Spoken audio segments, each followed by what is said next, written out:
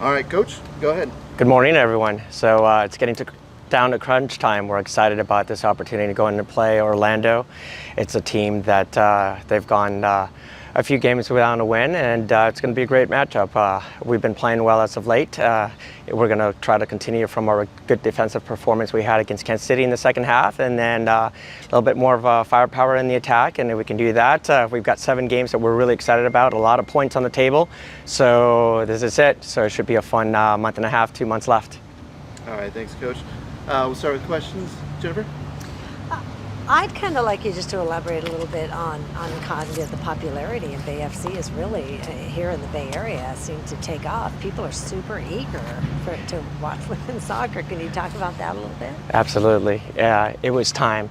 Obviously, the Bay Area has always been a hotbed for soccer on the youth side and the adult side, and the fact that we have an incredible team here in the Bay Area and outstanding fans, because we've always thanked the fans so much. Our players enjoy playing in front of the crowd.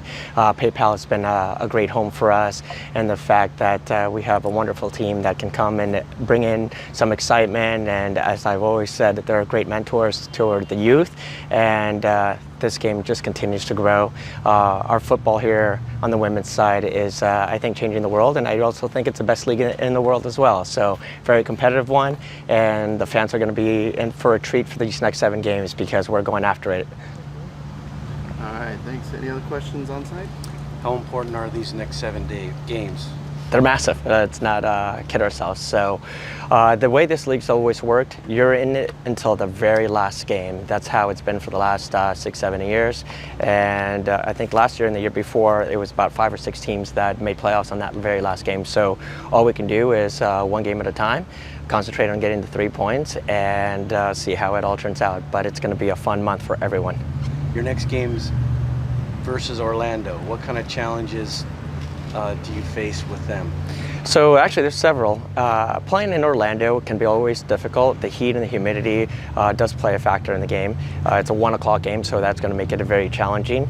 But at the same time, they've gone through a tough spell right now, just as we're having a difficult time getting some points, although we both have been playing some good football. So it's a really good opportunity for whichever team takes the 3 points to kind of start going up the standings, and an exciting game. But they're an excellent team. They're the past NWSL champions, and there's a reason for it. So we just have to go and take our opportunity and make the most of it. All right, thanks very much. We'll go ahead and open it up to questions on the Zoom. First up, we have Marissa and Gemi. Marissa? Hey there. Albertin, just saw yesterday with your announcement that you were going to step away at the end of the season. I was just curious about the timing of that and why you wanted to make that announcement now. So we're always getting together and talking about what's best for the organization, and the fact that if we do this now, it gets us everything in place for a new coach. It gives us a little bit more time, and we had a great conversation with the players. They understand it. We know that our goal is to make playoffs, continue concentrating on 1 game at a time, but we felt that it was very important for the organization, the success in the future, to do it at this time, and we're all supportive of it. Thanks, Coach. Thanks, Marissa. Up next, we have Alex Simon. Albertin, Alex Simon from SMG. A couple of quick ones that are just short. First being, when did you officially make this decision? So it was something that we were looking at. The project has always been first couple of years, let's get started, and I was just so proud and happy that I was able to do that. And then now it's moving forward, what's going to give us the best opportunity and success moving forward. And we started discussing this just a couple of weeks, what we thought was better for the organization, and we just thought this was a good time. Thanks, Alex. Just if you don't mind a follow-up there. Sure. Within that, as you bring this up, you're stepping down from this role, are you still going to be a part of the organization going forward? So absolutely, that's the plan right now, to be a part of it. It's something that I've always enjoyed being and what I've had a lot of experience with is the youth. We're looking to make some big announcements in the future and developing players in this area. So that's the conversations we've had, but we'll decide that at the end of the season, because right now my goal is let's get into the playoffs, let's enjoy the rest of the season, and then from there on I'll have to kind of sit down with the organization and see what's best for all of us. Thanks, Alex. Up next, Christian Babcock. Thanks, Jeff.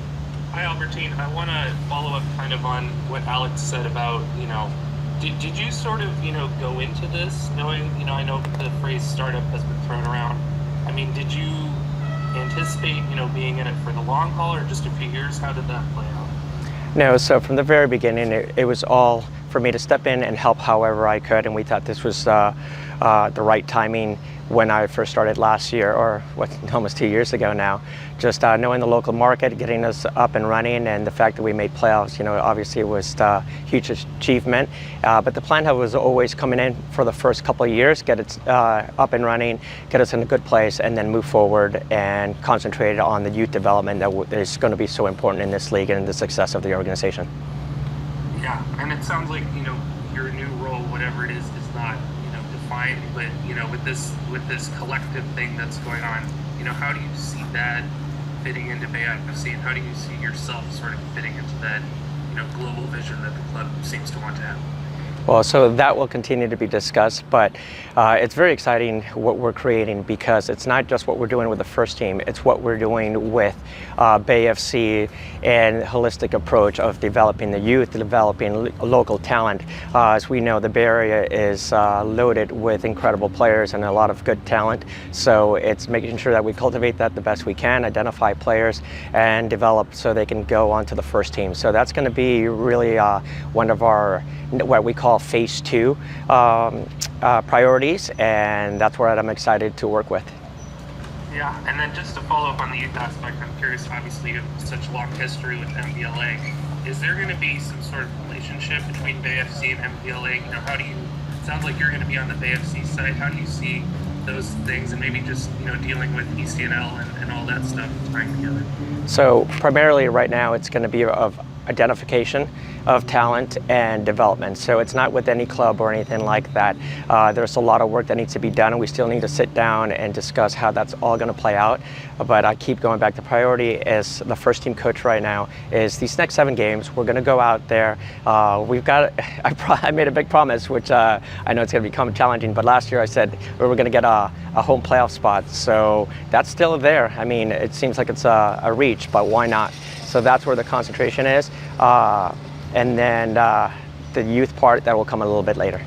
All right. Thanks, Tony. Thanks, Christian. Thank you, Christian. And we have time for one more question before we have to get to the players. So Dino? Oh, Dino, I'm sorry. Can't hear you.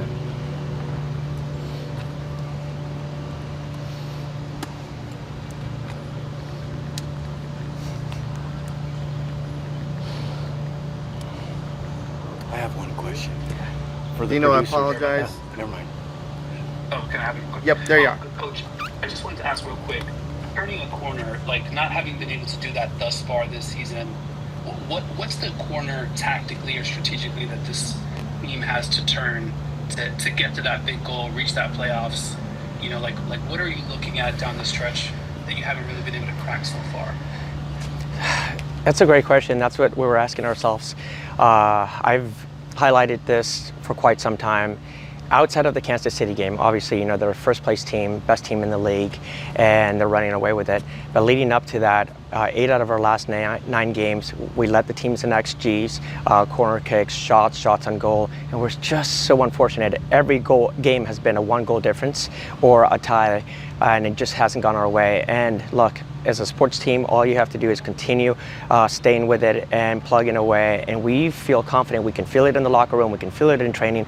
We're so close. We just need this one win, and I think once we get this just a little extra energy from 3 points, it's going to change things around, and that's all we've been concentrating, and the players feel it. That's actually one of the things they're looking forward to. They know we're so close, and it's just a matter of executing and getting 3 points. All right, thanks everybody. We're gonna